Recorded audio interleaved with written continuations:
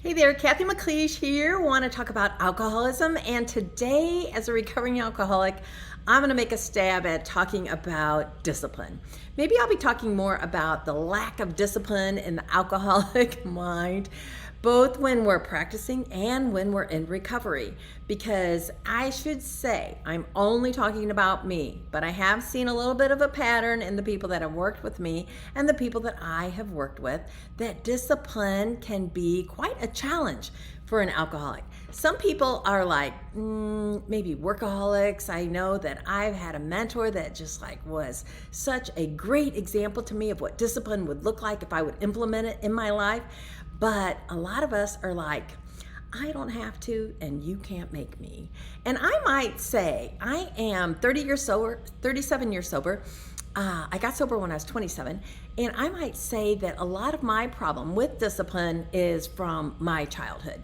And I'm not going to blame it on my childhood, because now I'm a big girl and I can make choices myself. And for a lot of time, I still allowed myself to totally be undisciplined when it didn't even serve me, when it took things from my life. Even in sobriety, I would do things when I want to do them. I would take a lot more pain than I needed to before I would make a change in my life. And a lot of it was things I needed to work on from my childhood. So this is what it might look like. I had a very disciplined home. We had 10 kids. It would have to be disciplined even to get out of the house in the morning. So as a mom now of 4, I understand that. I understand where it came from. However, when I was a child and no was often the answer, or you would do this and it was time to do that, and we were going to follow this, and there was no, leeway that it was going to be a different way, there was a part of me that was like, I can't breathe. I want to do what I want to do, and I can't do that. And so this spirit that I had, which I don't think it was the same with every child in our family. I really don't, because the outcome hasn't been the same with every child in our family.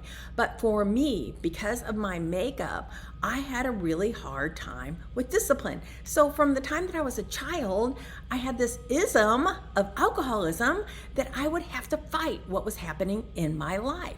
And I would break the rules from the time that I was young. And I have said in other videos that, I stole from the time that I was in first grade. And that may or may not be normal on a very small scale, but on the scale that I escalated to, as a 6-year-old, would be a warning sign that there might be some trouble in the future of this little girl. And so I look at the fact that when I was young, from the time I was young, I was unable to accept discipline and boundaries in my own life that were given to me by other people.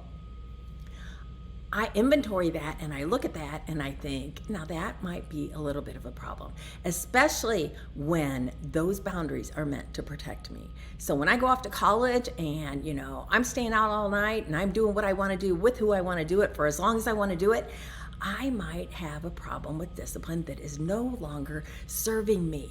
It's okay for me to say, I'm going to do this because this is how I feel. I want to go, according to my gifts and my talents. That's okay. I mean, when I became an art student instead of a business student that my dad wanted me to be, I think that was an okay choice, because I felt that from way down inside that was the direction I was supposed to go. Now, when I become a person that, drinks as much as they want to drink from the morning until the evening, because you can't make me stop, you can't tell me what to do, then discipline is a problem that is affecting my life in a negative way. So early in sobriety, one of the things that I heard that stuck with me to this day, and I still have a hard time accepting it, I don't use it all the time as a tool, was don't do what you want to do. Do what you don't want to do. Because when your life is blown up, when your life is problem area after problem area after problem area, when you are losing in every facet, a very good tool is don't do what you want to do. Do what you don't want to do. And so if I don't want to get up in the morning, I get up in the morning. If I don't want to brush my teeth, I brush my teeth. If I don't want to go to this recovery meeting, I go to the recovery meeting. If I don't want to ask for help, the message is ask for help. Do what you don't want to do. Because overall, almost 100% of the time, I didn't want to do what I needed to do, and I wanted to do what I shouldn't be doing. And so that was a very good rule at a very low scale to implement in my life for success. And so even to this day, if I need to make a phone call, I don't want to make the phone call. If I need to check out this problem that I had with this charge on my Kohl's charge, I don't want to make that phone call. I don't want to follow that through. If I need to figure out something with my health insurance so that I can get those bills paid, I don't want to do that. Can you make me do that? Even if it is for my own good, even if it's to put money in my pocket, can you see that I have a problem with discipline? And so the discipline that I need to ask for help is a little bit of discipline that is going to change the way that my life is going. It is going to give me happiness at the end of that road if I can just humble myself enough to say, can you help me? So my lack of discipline, my desire to want to do what I want to do when I want to do it as an alcoholic comes to the point where it can kill me. Now, that is almost impossible to accept when you're an alcoholic, because you're like, well, I might lose my job. I might even ruin this relationship, but he's a jerk anyway. I might not be the best mom, but you know what? She's a worse mom than me. It might make me think things like that, but it won't. It just won't. I can't comprehend that it could kill me. I can't comprehend it. And yet, if you're lucky enough, if you do not die, and I shouldn't say that I'm not laughing. If you do not die, if you get to the other side, and I use that expression a lot, but if you are lucky enough to put down a drink and live the way that you're intended to live, you will see, eyes wide open, how many people lose their lives. How many people end up suicide, overdose, accident with the car, in jail, losing your life because you cannot live your life because of what alcohol has done to you, in a hospital, in a prison. And so it sounds so extreme, but if we keep going the direction that we go because we cannot be told what to do, then our past is our future and it just gets worse. So I am a rebel. I am a rebel to the core. And, there came a point where somebody that I totally respected looked me in the eyes and said, the rebel in you scares me. And, I laughingly said, why? And she's like, because it's stealing everything from you. It's stealing what you want, how you want to go forward. It's like you're cutting off your opportunities because of your attitude. And attitude is everything. My attitude, my outlook, the way that I think precedes, it comes before my actions. So what I think becomes my actions, which become my life. So if I can get that to work in my favor, if I can get this to work in my favor, then my actions improve and my life improves. So a lot of times for me, for this alcoholic, for this person that still lives with the ism that does not serve me, what I need to do is get out of my head. Don't even think about it. Just make the phone call. Don't even think about it. Get in line, return that thing, get your $100 back and put it in the bank. Don't even think about it. Call the health insurance people and get that bill paid before you end up paying more because of what? You couldn't be told what to do. You couldn't make the phone call when you didn't want to make the phone call. And the building of character, when I do what I don't want to do, is something that I have to just see, to understand, and to believe. That actually when I am a rebel, I disappoint myself. I don't have the outcome that I wanted. I don't get up and do what I was supposed to do. And oftentimes when I neglect to do the next right thing, then something else piles on top of it and it becomes a bigger problem. It is a behavior that is self-defeating. And when it comes to not stopping drinking, when my choice is I will drink if I want to drink. I will start in the new year, maybe.